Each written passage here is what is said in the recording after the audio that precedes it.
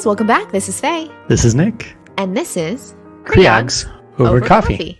All right, guys, so today we're going to be talking about a topic that I feel like we haven't talked about. And again, it's one of those things that I feel like we've missed. But we're going to talk about influenza and pregnancy. So what are our learning objectives today, Nick? Yeah, so we'll discuss sort of the risks of influenza or flu in pregnancy. We'll then talk about how to prevent the flu in pregnancy. And then finally, we'll review the treatment of flu in pregnancy. The reading that goes along with this one is committee statement number 7. So ACOG has had different flu things throughout the year, but this is the newest one that was released in November 2023.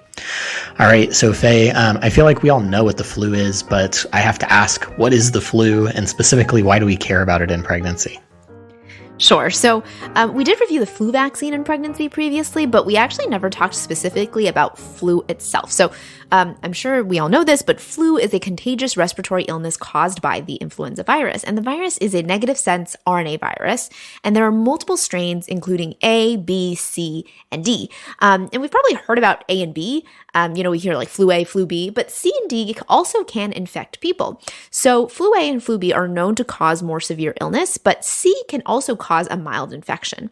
Flu D can infect humans, but it's really not known to cause illness itself, but it's good to know that there are these 4 types. Transmission of the flu is through aerosols and contaminated surfaces, so that's why it's really important for us to make sure that we're covering our mouths when we cough or wear masks, and of course, to make sure that we are practicing hand hygiene. And the reason we care about flu so much is that in typical years, as much as 5 to 15% of the population will contract the flu. And this leads to 3 to 5 million severe cases annually and up to 650,000 flu deaths a year in the entire world. And in the US, on average, 8% of the population will get sick from the flu per the CDC. And the people who are most likely to get sick are children, and then people who are 65 and older are actually least likely to get sick. But we know that pregnant and postpartum individuals are at significantly higher risk of serious complications related to seasonal and pandemic influenza infections compared to non-pregnant people. And that's why we care about it so much in pregnancy. So next question then, Nick, is how do we prevent the flu? Yeah, so probably the thing that we're all familiar with, at least in some degree or respect, is vaccination, right? Centers for Disease Control recommends that all adults receive an annual influenza vaccine and that individuals who are pregnant during the season receive an inactivated or recombinant influenza vaccine as soon as possible. The timing typically for the flu vaccine is end of October, which is ideal, but if it's past that, like we are now recording this in the new year, now is the great time to get the flu vaccine if you haven't gotten it already. And also a good time to encourage it for your patients. Remember, it's safe to give the flu vaccine with other inactivated vaccines that may be needed in pregnancy, so it can be co-administered alongside things that we give, like the Tdap vaccine, the new RSV vaccine, and or the COVID vaccines.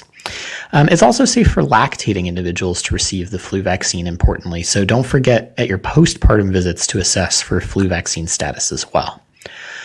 The vaccine benefits the newborn when it's given during pregnancy, and that's a really important thing to take home and to share with patients because I think that we often forget about that. And this actually has randomized controlled trial and observational data behind it, demonstrating, again, neonatal protection that's increased when the mother is vaccinated against the flu.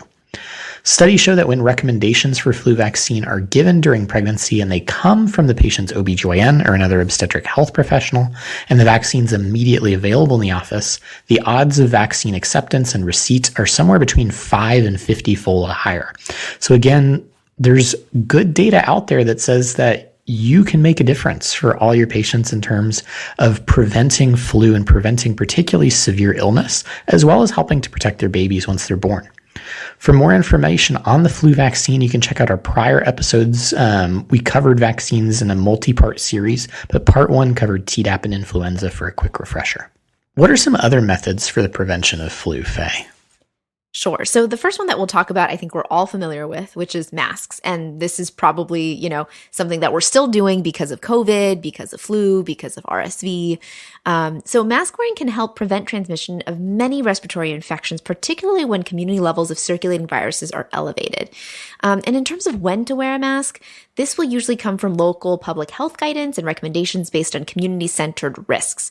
It also can come from individual specific vulnerability due to health conditions, and then also clinical and healthcare professional recommendations. So for example, currently at our hospital, we are recommending that everybody wear masks at any type of patient-facing location.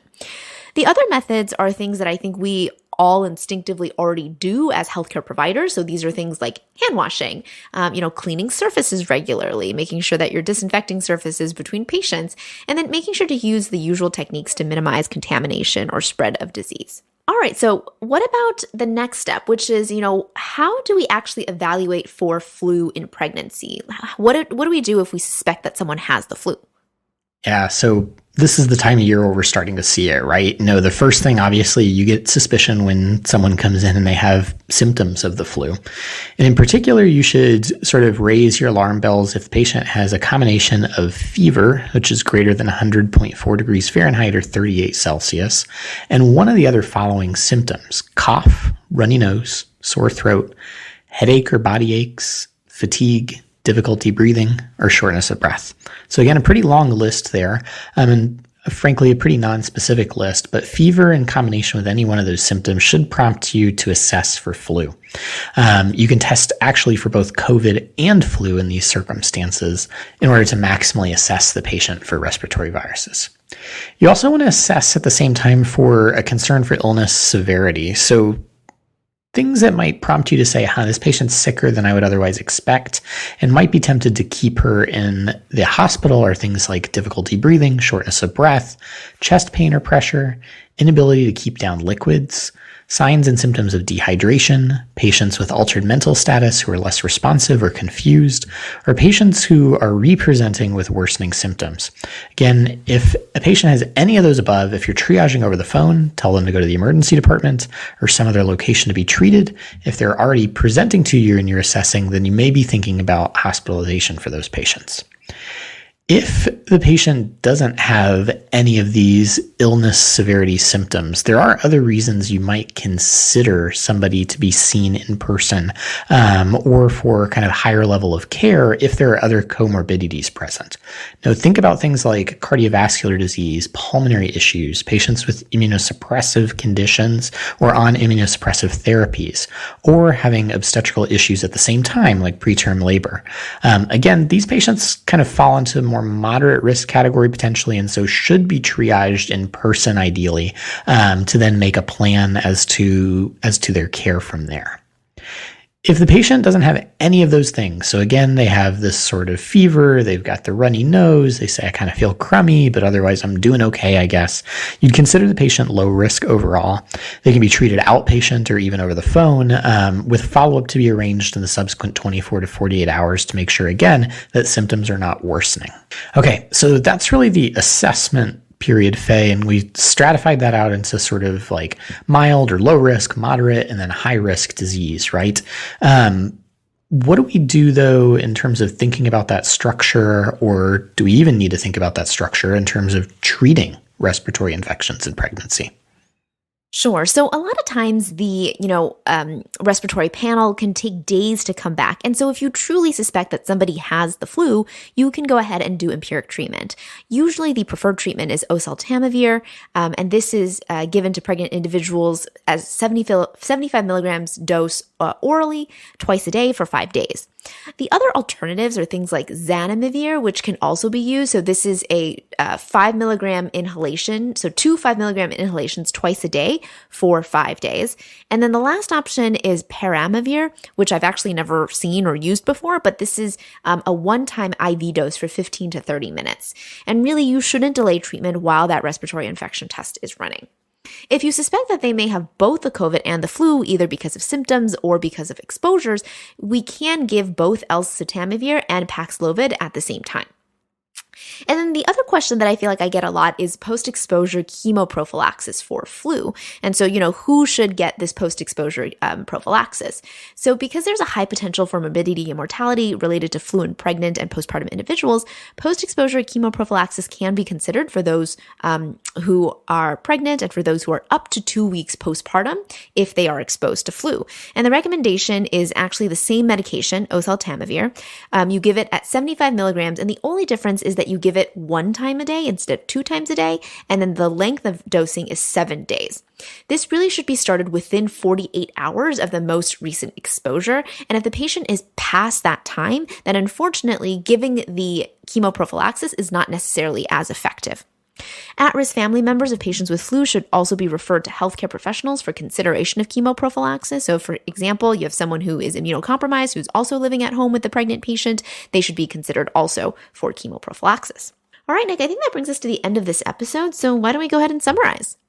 Absolutely. So we started off talking about the flu itself. Remember, it's a contagious respiratory virus, influenza virus, a negative sense RNA virus with multiple strains, A, B, C, and D. Though A and B are the ones that we think about because they cause more severe illness. C and D can infect humans, though C only causes mild disease, and D doesn't really cause illness in humans.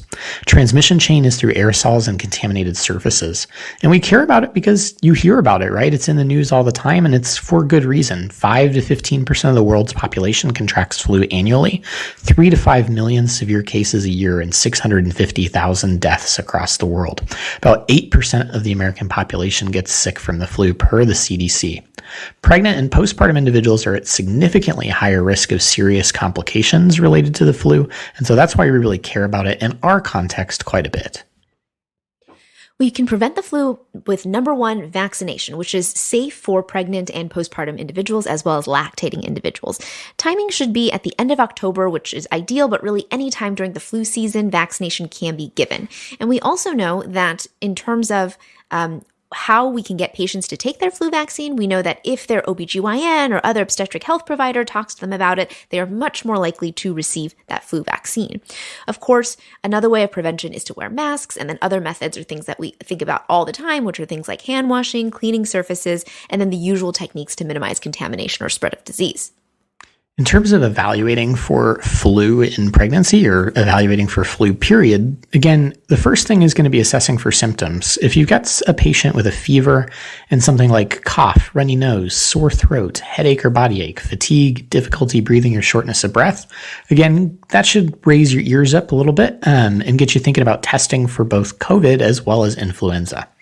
At the same time, you want to assess for illness severity. If patients have alarm symptoms like difficulty breathing, shortness of breath, chest pain or pressure, inability to keep down liquids or dehydration sign and symptoms, patients with altered mental status who are less responsive or confused, or patients who are re-presenting with worsening symptoms, you should encourage that patient either to present for in-person care via an emergency room or another equivalent location, or consider hospitalizing them for those symptoms.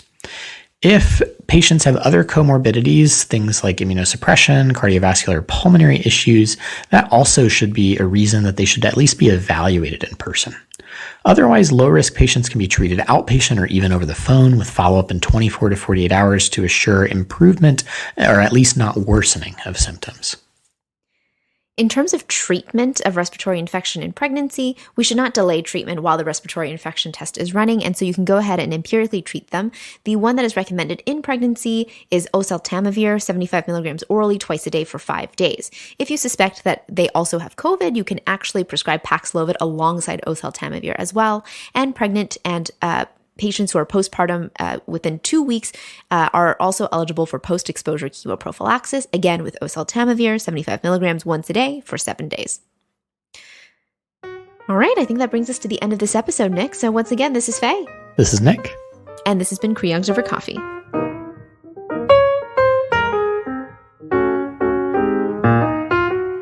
So guys, if you enjoyed the podcast today, head over to Apple Podcasts, Spotify, Google Play, whatever your podcatcher is, give us a 5-star rating and review. You can find us on social media on Facebook and Instagram at Creogs Over Coffee, on X at Creogs Over Coff 1. And if you want to support the show, go ahead and go into our Patreon, www.patreon.com/Creogs Over Coffee.